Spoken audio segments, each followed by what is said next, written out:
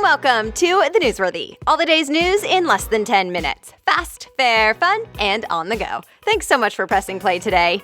We'll be talking about the thing the president called a public health emergency and why you can soon expect to see more drones flying high. Plus, the biggest movie genre this year and Disney Channel's first gay storyline. All that and more in less than 10 minutes. I'm Erica Mandy. Today is Friday, October 27th. You ready? Let's do this. The House just gave a thumbs up to the budget resolution, which means it's now completely past Congress. It's part of the budget process, but what people are really talking about now is how it paves the way for a tax plan. Bloomberg says it puts it on a sort of fast track. Why? Because it means a tax bill wouldn't need as many yes votes to become law. AKA, the Republicans' plan wouldn't need as many Democrats to get on board.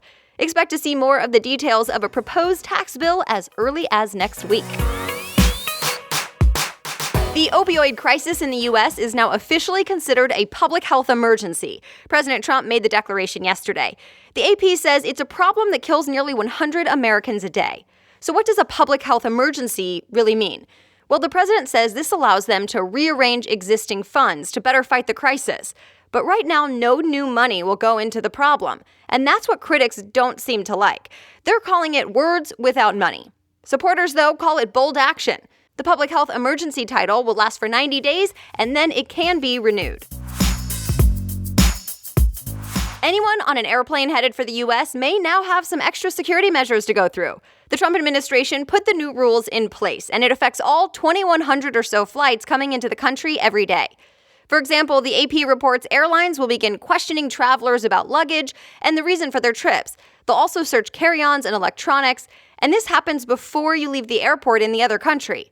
But there's apparently still some confusion, and different airlines are doing it in different ways. Some even plan to hold off and got the thumbs up to wait until January. More companies may start testing drones. The president signed an order this week to make it easier. The New York Times says the order will relax the rules so drones can fly at night, above humans, and with packages. But Wired reports it's not just Amazon that will probably get excited about this. The technically called unmanned aircraft systems can also be useful for things like farming, photography, and even emergencies. Critics, though, say, hold up, these things can be pretty dangerous.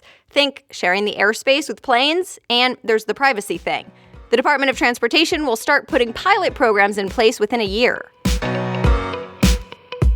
Well, it was supposed to be all of them, but it turns out some JFK assassination documents, those secret ones, won't be released after all, at least not yet. NBC News says the National Archives made most of the classified files public yesterday. But at the last minute, the White House said, never mind, about a couple hundred pages will have to wait. Apparently, there were concerns about stuff like national security. Instead, those final files will be reviewed again, and then the White House plans to release the rest in, quote, the coming weeks. Journalists and historians are still going through all the newly released docs, but NPR says one of the details is that the FBI was warned that the assassin, Lee Harvey Oswald, might be murdered. And the next day, he was. CNN has a growing list of other details, so I'll post a link in today's show notes if you want to take a look. All right, other things people may be talking about today. This time, it's Harvey Weinstein himself that's behind a legal action. ABC News reports he's suing the Weinstein Company. He apparently wants access to his records, like emails and personnel files. He says the documents he wants will help him defend himself. And his attorney apparently thinks these files will help a future wrongful termination lawsuit. Weinstein co-founded the Weinstein Company, but was pushed out after dozens of sexual harassment and assault allegations. CBS wants to buy Aetna for $66 billion. In other words, the number one drugstore chain wants to buy the number 3 health insurance company. The Wall Street Journal reports CVS has officially made an offer, no word yet on a final deal. Reuters says mergers like this are becoming pretty popular in healthcare. The industry is under pressure to bring down medical costs that have been going up. Also, there's the Amazon effect. Companies are preparing as Amazon has shown interest in the pharmacy game. Do you tell people how much you make? You know, what your salary is? The Wall Street Journal cites a new study that found millennials talk openly about it. The study found about a third of workers ages 18 to 36 say they feel fine talking pay and promotions with their coworkers, and nearly half of them say it's okay to talk about it with friends. That's a lot more than other age groups, specifically baby boomers. The report says companies are having to make changes, maybe formalizing the process more. Horror movies are so hot right now. The New York Times says this year already has become the biggest box office year for horror films ever. Think scary clowns in the popular movie It. Horror movies brought in a reported $733 million in ticket sales so far, and more movies are on the way. For the first time ever, Disney Channel will have a gay storyline. It starts tonight.